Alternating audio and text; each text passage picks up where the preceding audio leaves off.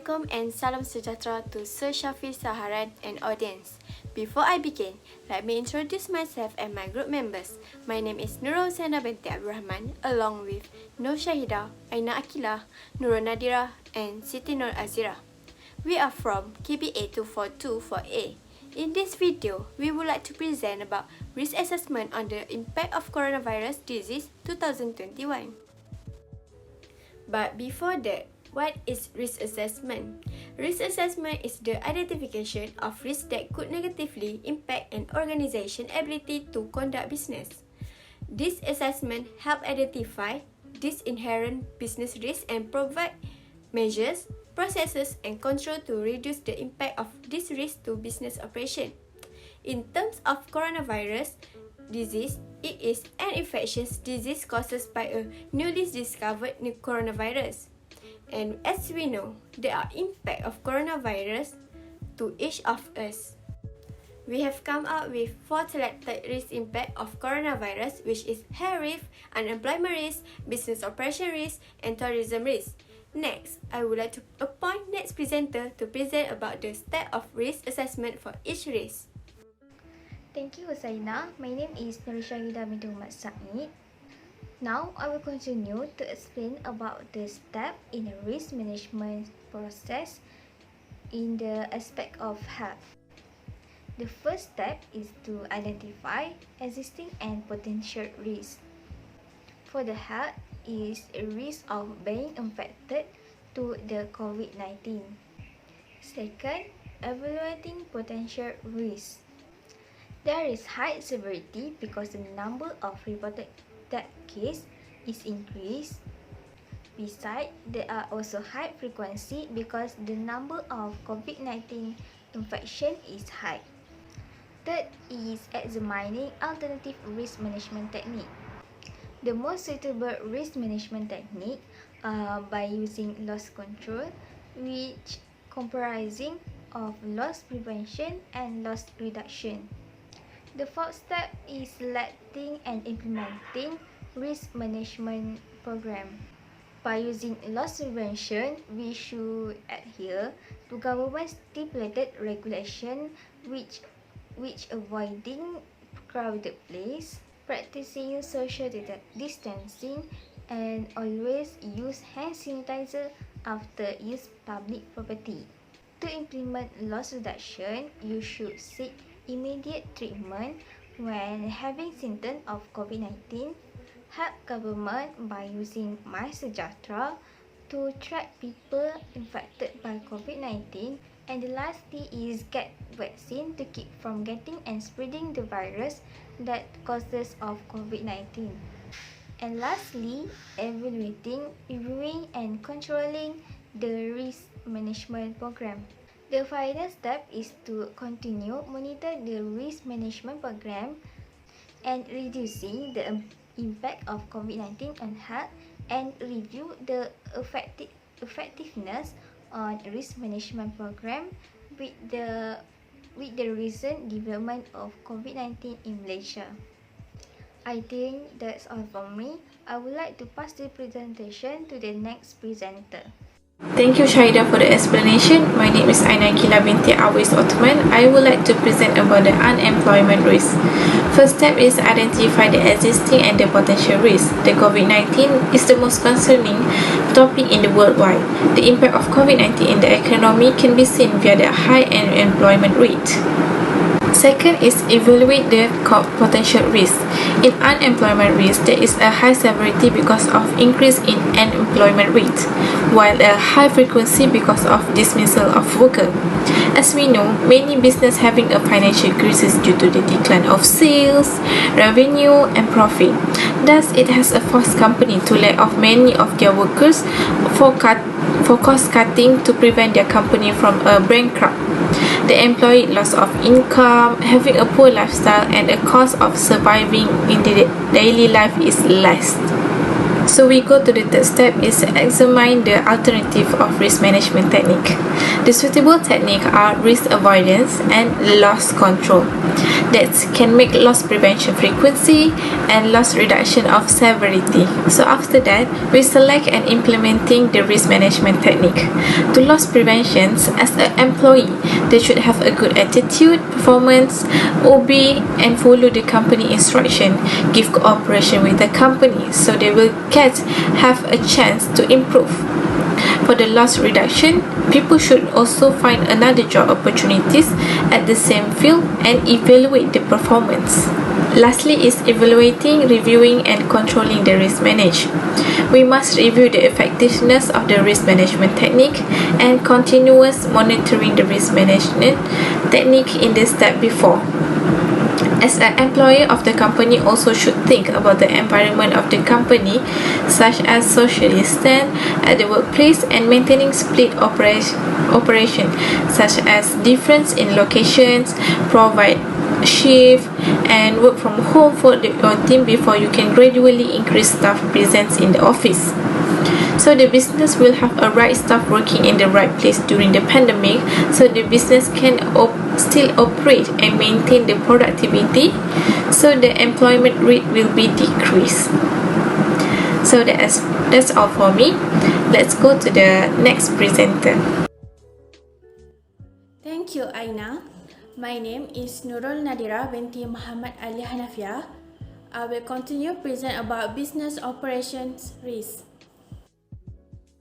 The effect of COVID-19 on business operational risk is most enterprises have to stop operating their work. Business risk can be described as anything that threatens a company's ability to achieve its corporate strategy. The inability to manage business risk delivery resulting in reduction of profitability and cash flow. Once a risk has been identified, it needs to be analyzed. The severity of the COVID-19 impact on business is unprecedented. Weak economy and financial result, demand cutbacks, supply chain disruption, and knock-on effect of troubled sector on employment are challenging most economics. The declining of business are high, so many people are unable to work and lose their income, and then there will be a high severity. Next step is to examine the alternative of risk management technique. Managing the threats posed by a pandemic is critical for business survival. A business continuity plan can help business manage the impact of a pandemic and meet their legal obligation. It will describe how business intends to respond to an incident, set out a recovery plan, and defines policy. Other than that, risk avoidance and loss preventing must be taken to reduce the risk during COVID-19. It was found that the suitable risk management is risk avoidance and loss prevention. The business may stop operating to avoid the spreading of the virus. Second is the business must follow all the rules given by the government. Social distancing can help companies remain open during the COVID-19 pandemic. By reducing the amount of contact, employees can reduce the number of people at risk of being infected with the virus, ultimately slowing the spread. So, how can business get involved in solving this crisis? Media and communication must play their part in ensuring correct information about the virus and how to prevent its spread is heard. Panic and fear driven by rumor and fake news is the number one enemy here. Correct information will be a key to minimizing damage. This responsibility lies with media and social media companies, creative agencies, and brands with a media budget could align with these priorities. I guess that's all from me. I will pass to my friends, SITI and AZIRAH, to present her topic. Thank you, Nadirah. Assalamualaikum warahmatullahi wabarakatuh. My name is Siti AZIRAH binti AZIZI. So I will continue with the next risk faced by a business during COVID-19, which is tourism risk. This COVID-19 pandemic has affected tourism industry in Malaysia. The outbreak of COVID-19 has exposed a major risk to Visit Malaysia 2020 campaign. So it is important for us to know how to manage the risk efficiently. The first step is identifying existing and potential risks. The para is the impact of COVID-19 on tourism industry. The condition that may create or increase the chance of the loss, which also known as hazard of this risk, is because of government has announced movement control order as they expected the number of COVID-19 cases will continue to increase and restriction on airport operation have been carried out. Hence, tourists from other countries cannot travel to Malaysia. The loss from this situation is economy in Malaysia has declined depending on the duration of the crisis.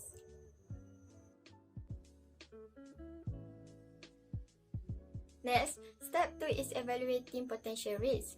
Tourism risks affect the tourism industry to go bankrupt. Bankruptcy have been categorized as low frequency and high severity. This is because bankrupt is rarely happening, but once a company has gone bankrupt, it may cost a lot for them to rebuild their company. We move to the step 3, which is examining alternative risk management techniques. Tourism business can use loss prevention technique. During this COVID-19 pandemic, a tourism business organization must oblige tourists to follow standard operating procedure (SOP) when tourists visit their place in order to avoid any COVID-19 transmission. Other than that, loss reduction program also can be used. It has been designed to reduce severity of losses. Some risks are unavoidable, so the best alternative is to reduce its impact. The best way a tourism business can do is that they can minimize the number of tourists at one time to prevent virus from being spread. Next, step 4 is selecting and implementing risk management program. There are two aspects, which is from financial criteria and non-financial criteria. Financial criteria will affect the organization profitability. For example, when tourism business limit the number of tourists, the profit that they can get will drop. Meanwhile, for non-financial criteria, it will affect the growth of the organization, humanitarian aspect, and legal requirement. In January 2020, when COVID-19 has begun to spread in Malaysia, there are so many hotel booking had been cancelled. This situation forced a business to terminate their workers because they are unable to pay their workers' salaries. The last step is evaluating, reviewing, and controlling risk management program. Since we don't know when this pandemic will end, we have to adapt with new norms and try to find an alternative to reduce any risk. Business should practice loss reduction technique so that they can avoid bankruptcy. By reducing the number of tourists, they still can gain profit and the business don't have to eliminate their workers, and limited number of tourists can also prevent the spread of COVID-19. In conclusion, risk assessment is very important as it forms an integral part of a professional health and safety management play. It helps to create awareness of hazard and risk, identify who may be at risk, prevent injuries or illness, and meet legal requirements where applicable. That's all from us. Thank you.